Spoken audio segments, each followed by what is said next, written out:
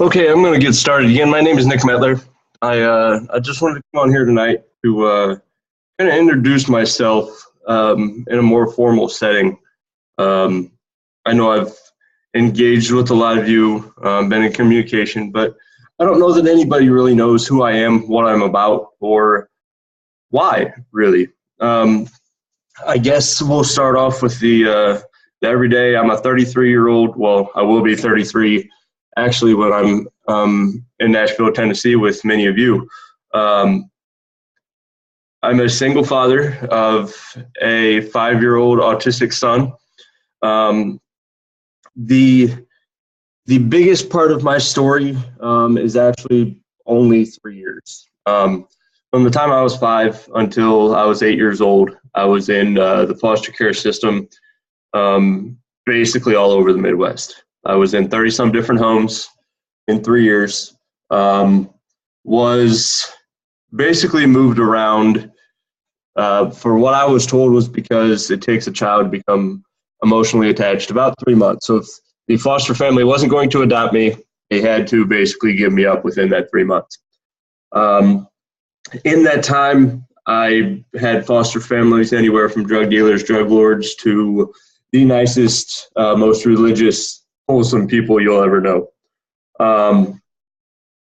There were a few foster homes, including my last one, that there was molestation, neglect, abuse, fraud, things like that that were involved.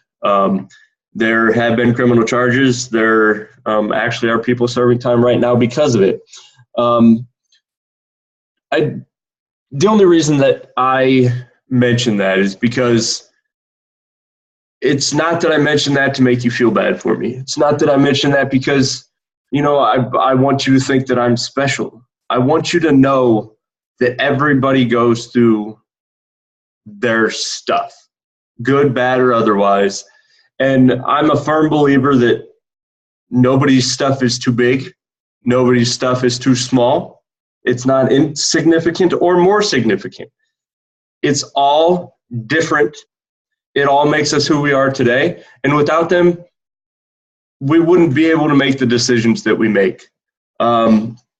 So like I said, I was adopted at 8 years old by a loving, pretty well-off family. Went to Catholic grade school, high school. I had to wear the shirt and tie and khaki pants and sweat my you-know-what off while I was in school because I had to have my tie up and basically cutting off the flow of oxygen to my head. We didn't have air conditioning till my senior year. And, a lot of that taught me the, minus the foster care and adoption, it taught me the real meaning of earning what you have.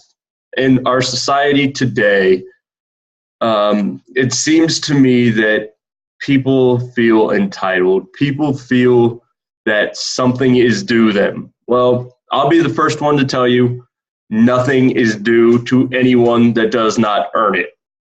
Whether it's a business venture, whether it's a degree, whether it's a family, which is very important to me. And my definition of family is quite different than many people's definition. To me, family is not something that you were born into. It's not something that even a law can say that you're a part of. People say, oh, well, they're my blood, I have to.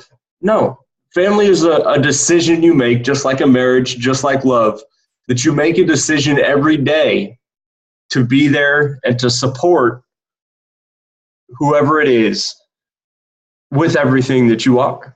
And sometimes it gets hard, but because they are family, because you have made that choice consistently every day, there's no doubt in your mind or their mind that you will be there when and if they ever need you or you ever need them. From my Catholic high school, my senior year, I was accepted into the Catholic seminary to become a Catholic priest, which, if anybody knows me, is pretty hilarious. I had 3 choices. I could become a priest, which the diocese would pay basically all of my expenses.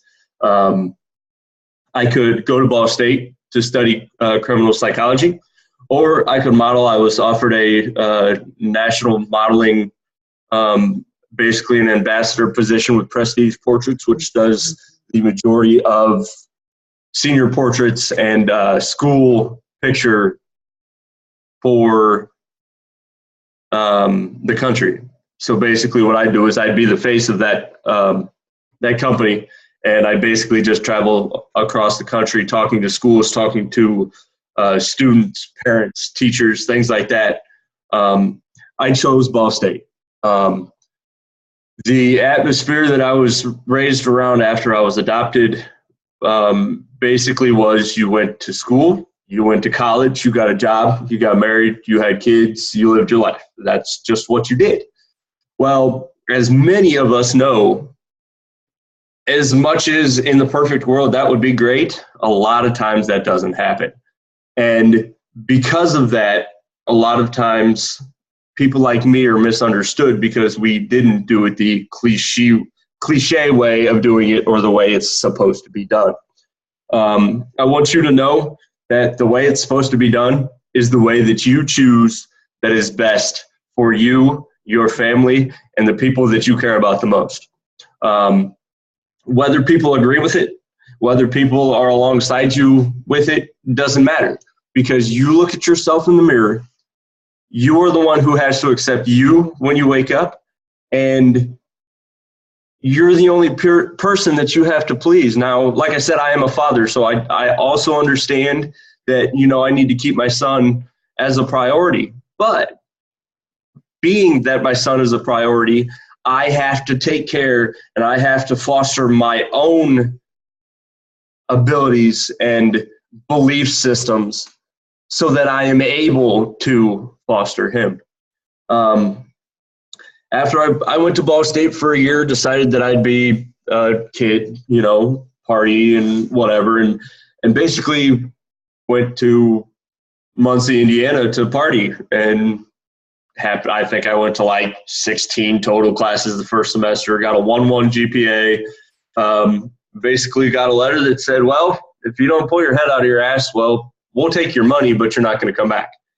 At that time, being the smart guy all of us were as teenagers and thinking that we know everything and nobody can tell me, I said, okay, well, I'll just heck with it. I'll just party for the rest of the time and come back. Well, I did come back home on my own, tried to go to school, work 2 full times, blah, blah, blah.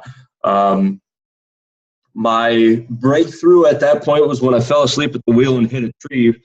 Like I said, I was working 2 full-time jobs, went to go see a friend I hadn't seen in a couple of years, fell asleep at the wheel and hit a tree.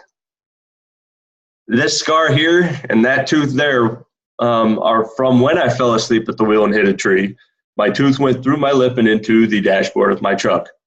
I had since gotten an implant. Well, it fell out, so I'm in the process of getting that back. But after Ball State, I hit that downward spiral, as many people like to call it. I was an addict for 8.5 years. I was an alcoholic for 6.5. I was a strip club DJ for 5.5. Basically doing whatever, whenever, however. Of those years, at least half of them, I was homeless. I lived in my car, which was a 96 Honda Civic LX, for about 2 years. I lived in the homeless shelter here in Fort Wayne, Indiana for 3 months, and basically just didn't care. Just did whatever I wanted to do whenever I wanted to do it, and eventually it caught up to me. Well, now I am at the point and in a culture that not only upholds but empowers each other. I am and would like to think that I've always been, as much as I masked it with my immaturity and not so smart decisions, the kind of person that will build people up, will give the shirt off my back if someone's cold, will give the money out of my pocket if they need something to eat. Because as a Christian, I believe that's what I'm called to do. I believe that if I have it, it's not meant to fulfill my wants or needs. It's to fulfill everyone's wants and needs. And yes, I do need to take care of my own, and I do that. But as you know, many of you who know David Wood has said, give 10%. I don't care if you make $1, give 10 cents. What you do is you subconsciously do not allow yourself to think that you do not have enough. If you are willing and able to give to someone else, subconsciously you believe you have enough for yourself. And because of this, you will make it happen. I've been doing it for over 3 months. I tried to live the corporate, have a job, support the family, blah, blah, blah. It got to the point for me where, sure, I could punch a clock. Sure, my bills were getting paid, but I literally, physically and physiologically had fallen. And I was sick and tired of being sick and tired. I got down to about 132 pounds at 6'4", not able to eat, not able to sleep. Basically, my body was eating itself from the inside out. I was offered or confronted with an opportunity online that at first I was very hesitant. I was very unbelieving because at the time, like I said, I had so many things going on and so many things that were tearing me apart as a whole that my subconscious didn't even allow me to think that good existed. My subconscious didn't allow me to accept the fact that no matter what's happened before or what will happen in the future, I have the choice to be happy. I have the choice to believe that I will succeed. And in doing that, right now I am living as if financially, emotionally, which emotionally, yes, I am very successful. I am very happy with who I am because I have been given the ability by many, many of my fellow marketers and what I feel as my online family members that some days are going to be harder than others. But if I leave you with nothing else, I want to leave you with the fact that not only do I believe in you, but I love you because you're a human. You have an excess of potential that no one will ever, ever understand. And until you believe in yourself and you accept the fact that you can do more and you will do more, the only thing holding you back is you.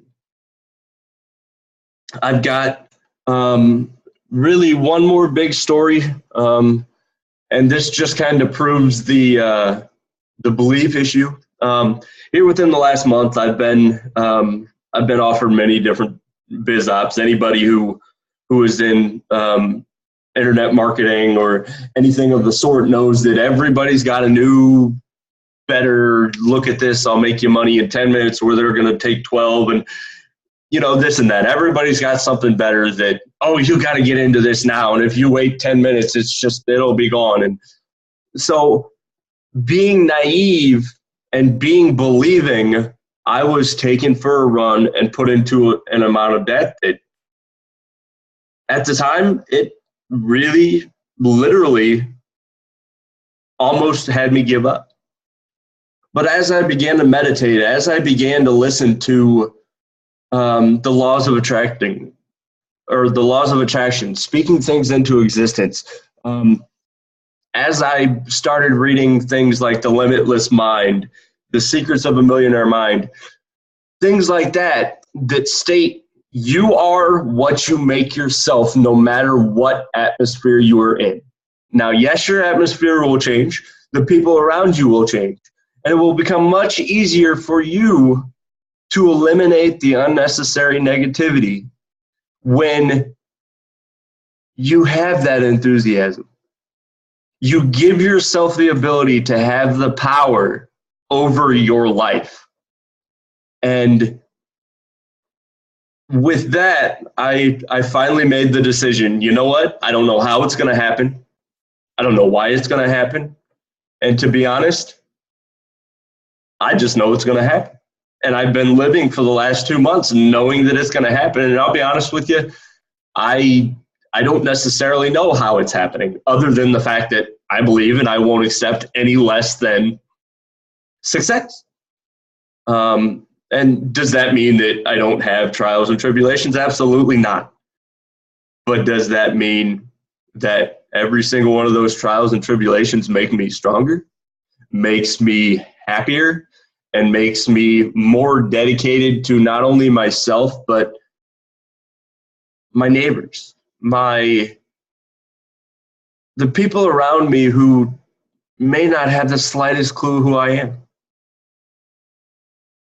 But I reach out to them as if they were my brother or sister, as if, because it's true, I would give my life for anyone who believes that they are worth it, because I believe they are worth it. And with that belief comes the manifestation of physical, what people call sacrifice, but I don't see it as a sacrifice. I see it as a daily choice to make myself happy. And because I am happy, I want to take the whole world on this ride.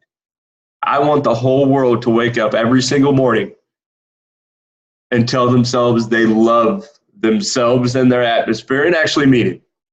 I also want the whole world to know that who they are, every part of who they are, is an amazing blessing. And that no matter how good you are or how bad you are, you will always get better. That's the greatest thing about humanity. You will never be the best that you can possibly be at anything. Michael Jordan will have somebody beat his records. Peyton Manning, his records will be broken. You will never be the best at anything, but that with that comes the infinite possibility to be always better. And I want to leave you with a little bit of a philosophy that I've been thinking a lot about here lately, and that's the true and honest belief that there is never enough. When I wake up in the morning, I tell myself I will get more, not only financially, because if you base yourself on how you're doing financially, how much money you have, you forget about yourself, you forget about your physiology, you forget about your psychology. And no amount of money in the world will buy you the best that you could possibly be. Now, yes, don't get me wrong, I understand that if you don't have money, it's really hard to live. But once you make money your God or your most important, that is what you start to serve. And you miss and you start to forget the value of people and the value of yourself. And you start basing that value on the amount of money that you have and that you can attain. So in closing, I want to let you know that I love each and every one of you. I hope to be hearing from some of you here soon. And I know, and I can feel it in my heart, that you're searching. You want to find, how do you be you? Who are you? How do you get to where you can be you and be happy about you? Take my hand. I'm done running. I'm standing on the edge of the cliff and I'm ready to fly. And if you want to join me, I'd be more than happy to fly with you to the kingdom of happiness, freedom, and self-sufficiently. I love you, and I hope to talk to you all soon.